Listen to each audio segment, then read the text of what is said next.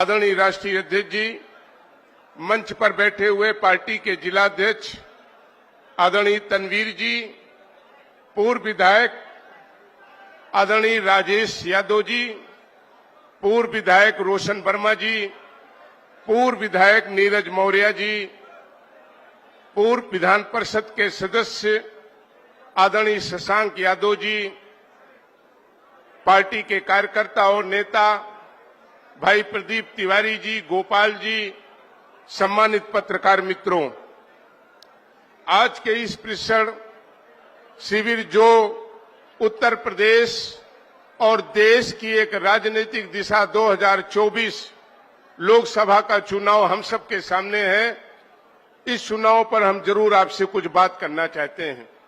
आज जब ये प्रशिक्षण शिविर हो रहा है तो उत्तर प्रदेश और देश एक बड़ी चुनौती के बीच से गुजर रहा है।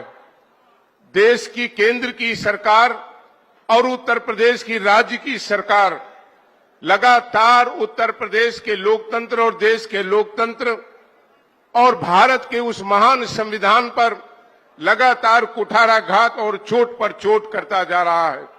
लोकतंत्र लगातार कमजोर हो रहा है। भारत का वो महान संविधान जिसने सबको पल्लवित और पोषित करने का काम किया है, उसको लगातार कमजोर किया जा रहा है और संवैधानिक बॉडी पर कब्जा करने की होड़ आज केंद्र और राज्य सरकार की है। और अब खासकर जब 2024 का चुनाव हम सबके सामने है तो तमाम वो मुद्दे हम सबके सामने हैं। चाहे उत्तर प्रदेश के अगर हम अन्नदाता की बात करें तो आज उत्तर प्रदेश की 62% आबादी किसान आज एक बड़े संकट से गुजर रहा है। जहां उसके उत्पादन का मूल्य नहीं मिल पा रहा है, वहीं साथियों आज अपनी फसल को बचाने के लिए भी उसे एक बड़ी चुनौती और बड़ा संकट, और हम कह सकते हैं किसान खेती नहीं कर रहा है बल्कि खेती को बचाने के लिए युद्ध लड़ने का काम कर रहा है इन साड़ों से जो सत्ता पक्ष के संरक्षण में आज उत्तर प्रदेश के किसानों की फसल को चौपट कर रहे हैं। महंगाई आज उत्तर प्रदेश की सबसे बड़ी समस्या है। आज ये सरकार आम जनता का ध्यान भटकाने के लिए तमाम तरीके के हथकंडे अपना रही है। जनता और गरीब और किसान और नौजवान, गांव में रहने वाला कमजोर, उसका ध्यान कैसे हटे, इसके लिए झूठ परोसा जा रहा है। इस झूठ से अगर कोई लड़ सकता है तो सामने बैठे हुए हमारे पार्टी के ये नेता और सेनापति लड़ सकते हैं। केवल भाषणों के आधार पर, अच्छी बातों के करने के आधार पर हम 2024 में विजय नहीं पा सकते। हमें इसके लिए काम करना होगा, जनता के बीच में जाना होगा और जनता को इस झूठ से हमको छुटकारा दिलाना होगा। हमें याद है बचपन में हम लोग एक कहानी सुना करते थे। ये कहानी जरूर यहाँ पे प्रासंगिक है। मैं जरूर कहना चाहता हूं कि हमें याद है उस कहानी में लिखा था कि एक गांव का गरीब किसान एक बकरी खरीद करके लाता है और वो बकरी को लेकर के जब अपने गांव को जाता है तो 3 चोर अलग अलग स्थानों पर खड़े हो जाते हैं।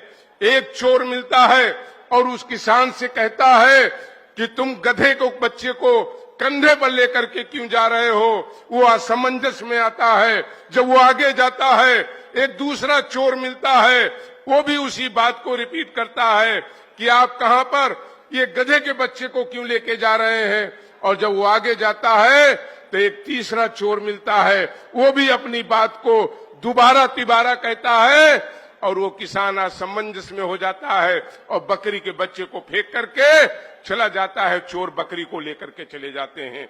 आज यही परिस्थितियां हैं उत्तर प्रदेश में।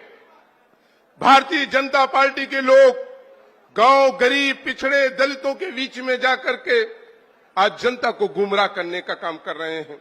हम जरूर इन नेताओं से कहना चाहते हैं गांव में बहस होनी चाहिए। अगर ये बहस हम नहीं कर पाएंगे, आज जो सरकार बात कर रही है 4 किलो राशन और 5 किलो राशन की, साथियों ये बहस होनी चाहिए।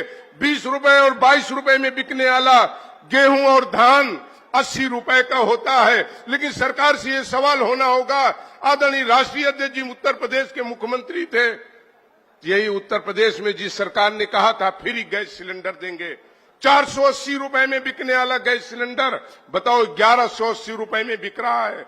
और जब सरकार चुनाव की तरफ जा रही थी तो 300 रुपए कम करने का काम किया।